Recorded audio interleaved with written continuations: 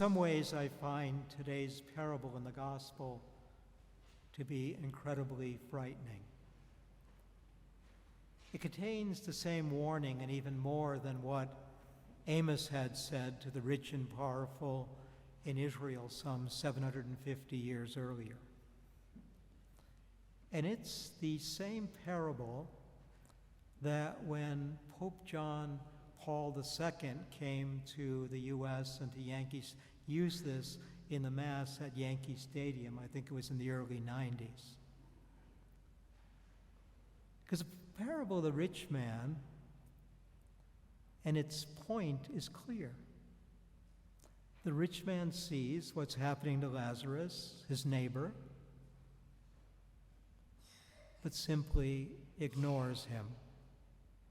He prefers to dress well, to eat sumptuously, to entertain his guests. That in a real way, the rich man is blind to his poor neighbor.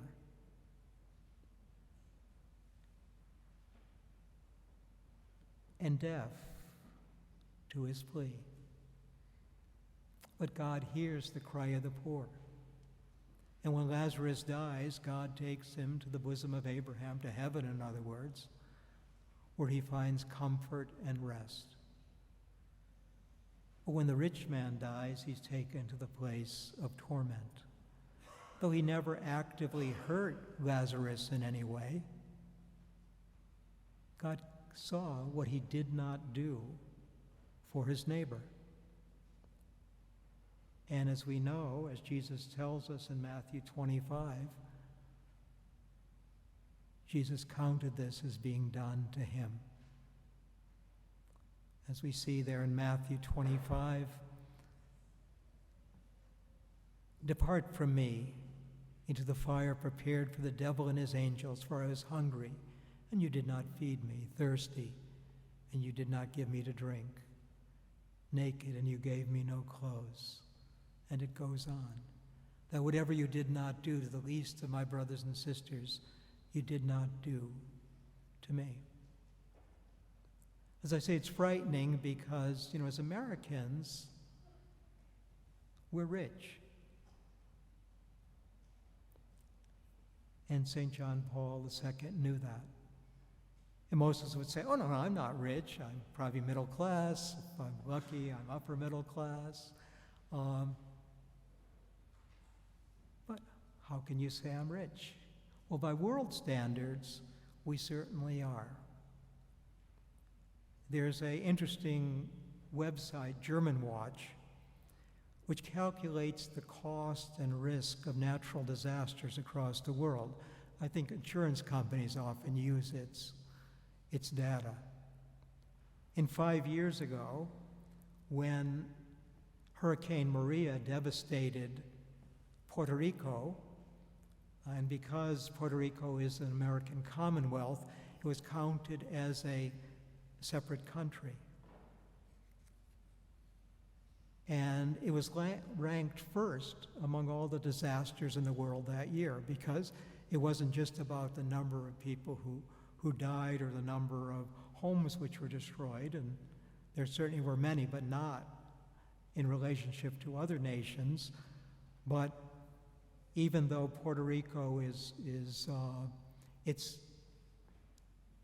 family income is less than even Mississippi or Alabama here in the United States, it is a rich nation by world standards.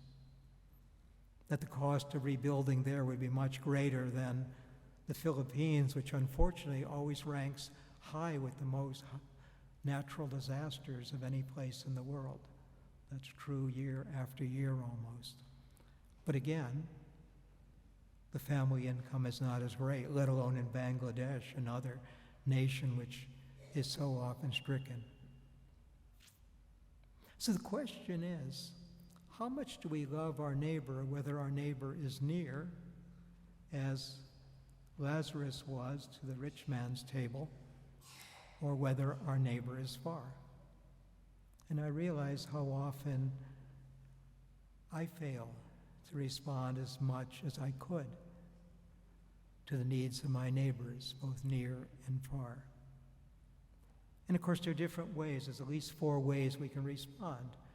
We can simply follow the rich man and turn our backs, ignore the needs of others. I've got troubles of my own. I'm busy. How can I be concerned? So that's one way. A second way is to feel guilty for having failed to respond to the many needs that are crying out in the world. The problem with guilt is too often we're just looking at ourselves and our failures. We beat our breasts and say, woe is me. Doesn't do any good for anyone else.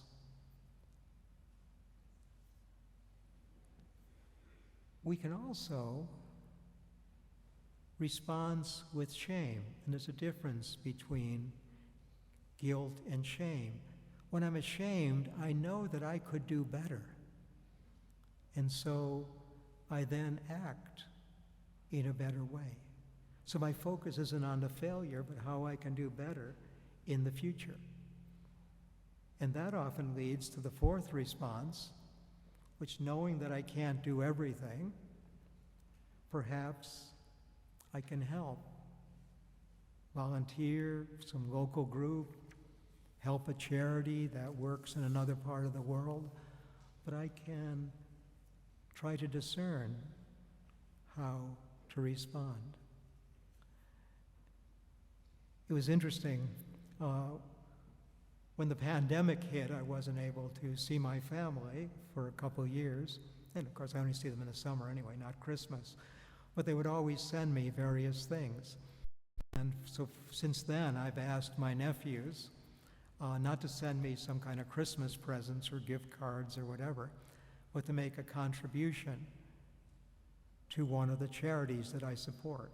Things like Catholic Relief Services, Catholic Medical Mission Board, Bread for the World, Jesuit Relief Services, Catholic Nearest Welfare Association, Doctors Without Borders. And I was really delighted when one of my nephews gave to Catholic Relief Services in one donation more than I give monthly altogether. So I'm saying good for him and his wife. They were also the ones, because his wife was a Jesuit volunteer after college, who for their, at their wedding, rather than having the little tchotchkes there that people give out, they basically made donations to Habitat for Humanity, which I thought was neat. So the poor Lazarus is real. And he becomes poorer due to the greenhouse gases that we and other industrialized nations have added to the atmosphere for 150 years or so. We've also, you can see some pollution which they're trying to clean up here, but so often those practices, various industries simply move to poorer nations, which don't have the EPA or others to get after them. And, I remember when DDT was banned here, and so it then got sold to poor people, to poor nations. We profit while others suffer.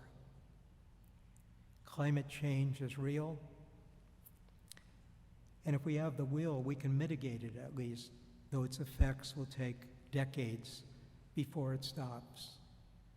We can all do our part, so see that the poor Lazarus will have hope and know that we are his brothers, and her brothers and sisters, who've responded to God's call to love our neighbor, to secure justice for the oppressed, to be Christ's hands in caring for those on the margins.